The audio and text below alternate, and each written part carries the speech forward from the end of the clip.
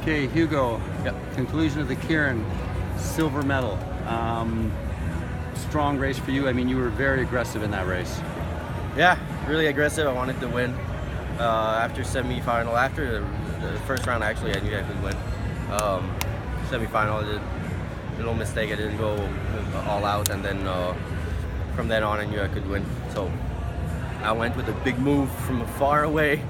I paid the price after the race, but in the race, it was a good decision. And for a second, I thought I did such a good jump. I didn't think anyone could come and catch me, but of course the 6-time Olympic champion came in and caught me. But what a feeling, second place.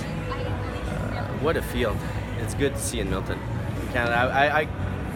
I would have never thought to say that all the best riders in the world were there, and today you see the two final from first to 12th place. The best riders were over here, and we gave a good fight and a good what a show for the public, and it's good. I always love to see a lot of young riders and a lot of the next generation can just look at me race and see I'm just another guy who just worked his ass off and can compete with the best in the world, and they can dream of big things with me doing something like this. So that's what motivated me today, really.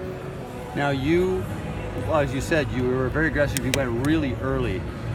Was that the strategy, or was it just in the moment that was the way you thought you should go? Yeah, I never really had a strategy coming in the Keirin, especially not in the final. I mean, it goes so fast. You never know.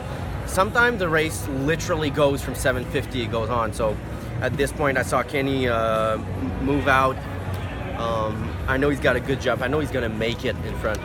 So when I saw his wheel go, I took his wheel, and then with the momentum, I was like, screw this, I'm going. I got enough momentum, I'll make it.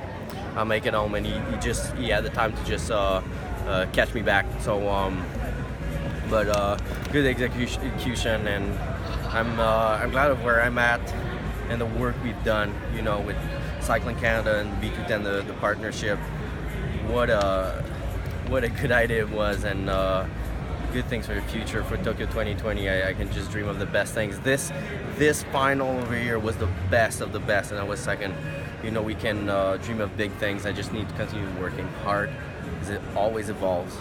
So we need to be above of the just a little ahead of the stepping curve, and be ready to fight every World Cups, and mainly at the World as well. Yeah. Did racing at home give you more energy? Oh, hell yeah. I get excited. It's like I'm like a little kid. Sometimes you need these races to remind you of why you do cycling.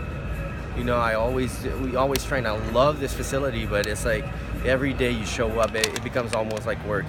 And then you show up for a big race like this.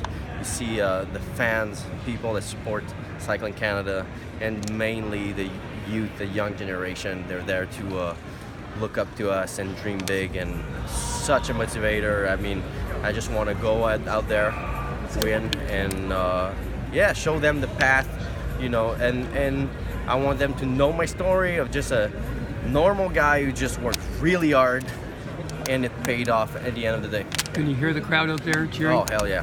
Hell yeah. How's your frame of mind this season compared to other seasons? Are you relaxed going in? Completely different. I ride with confidence. I've always been, for the people that follow me, I mean, I've always been strong. I've always been there speed-wise. Acceleration, always been one of the best. But what lacked was my confidence in the race, and just show up. It's tough. You show up in a final like this, and you get like a 6-time Olympic champion, but 2 world champion as well, and 1 European champion, and this and that.